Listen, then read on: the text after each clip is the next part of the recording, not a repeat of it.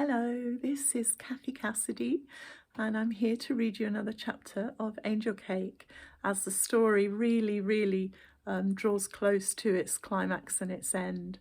So another dramatic chapter in store for you today, and I thought because this is all taking place at Christmas, I would read you the chapter just sitting a bit, finding another little Christmas background. So just over this shoulder here, there's a little basket full of Santa hats and reindeer headdresses, which we use at this time of year.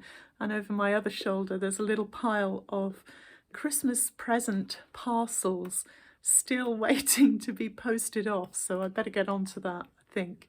But yeah, chapter 27, and I'll show you a picture at the top of the chapter, which is kind of little cottage with roses round the door. And here we go, chapter 27. Back in Poland, Christmas Eve is the main part of the Christmas celebrations.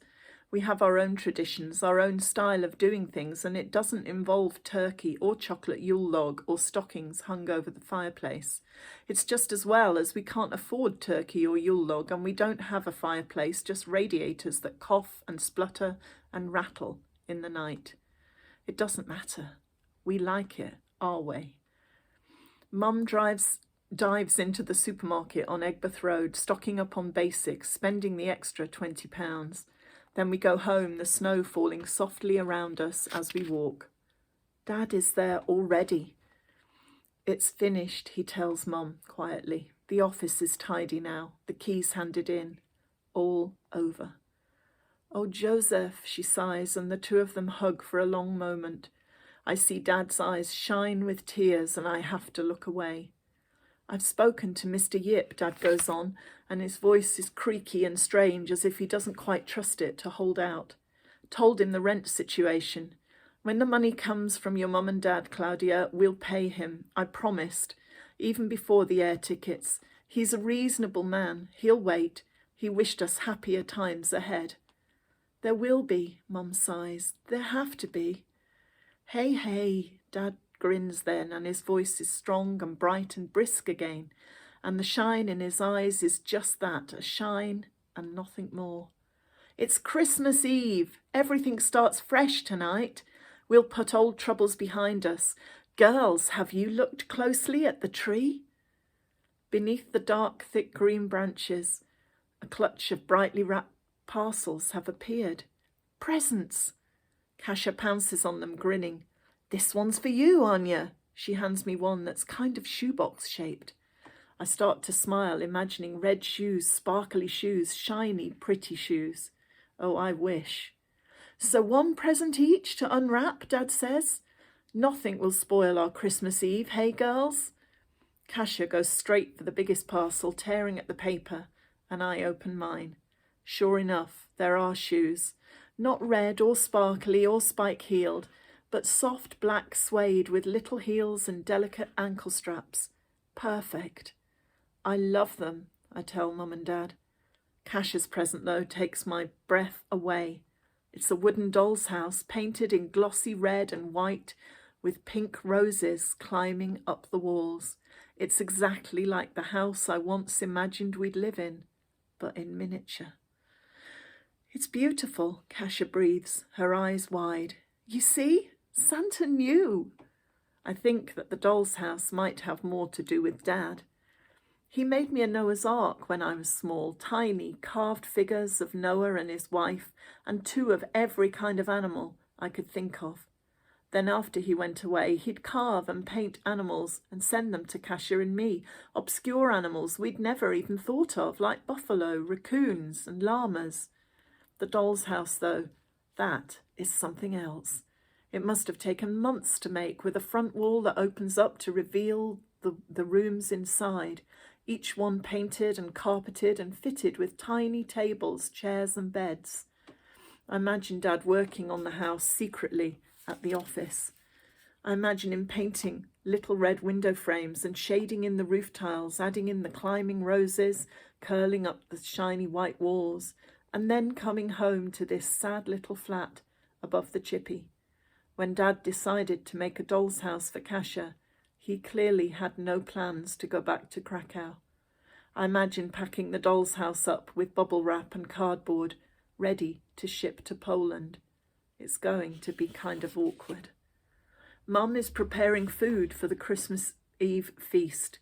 Beetroot soup with mushroom dumplings, herring in sour cream, spiced cabbage and flat golden wafer bread.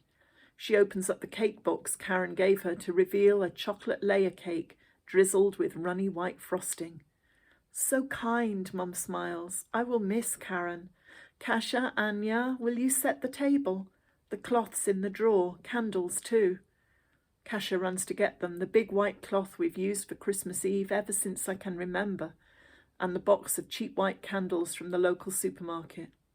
We had red candles back in Krakow, tall, twisty ones, but this year we can make do. I push the sofa back against the wall and Kasia and I drag the kitchen table out into the centre of the living room so we can take our time and stay warm while we feast. It's traditional to sprinkle a little hay under the cloth to remind us of the stable, so Kasia borrows some from the bag Kurt bought for Cheesy. We smooth the cloth over the top, arrange the candles on saucers and set 5 places for people to eat.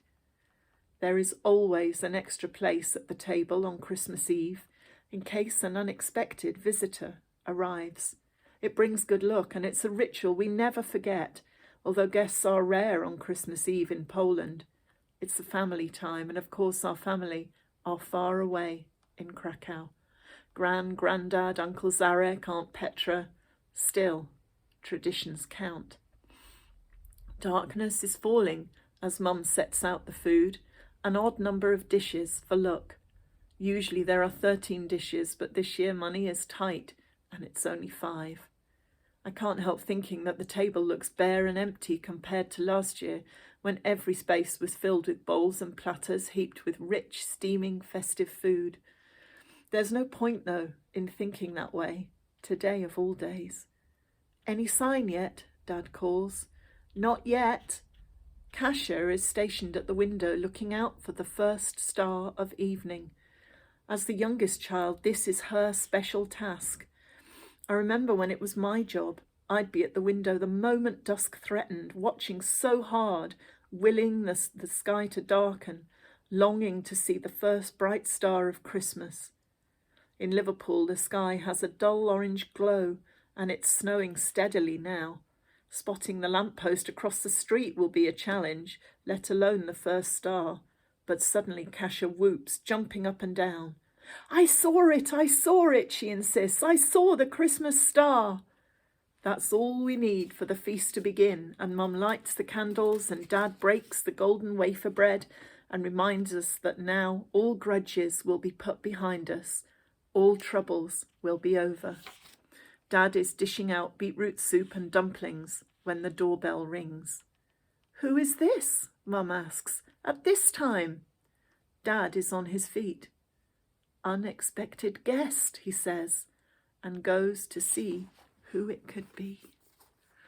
So I wonder who the unexpected guest might be. You're going to have to wait till tomorrow. Tune in and listen to that chapter to find out what happens next. Take care until then. Stay safe and keep smiling. I'll see you soon.